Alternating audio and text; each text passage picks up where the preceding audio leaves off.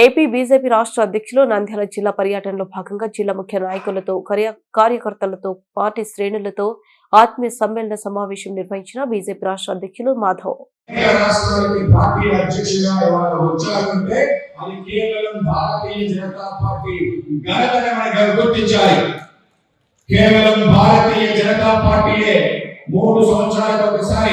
ఎన్నికలు నిర్వహిస్తూ మండల అధ్యక్షుడిగా వచ్చింది.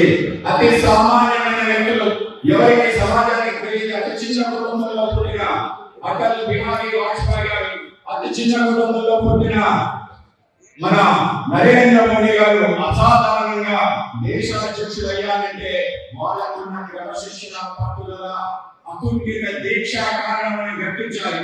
మనందరి యొక్క కార్యకర్తల బలం కారణంగా, కార్యకర్తల యొక్క సంకల్పం కారణంగా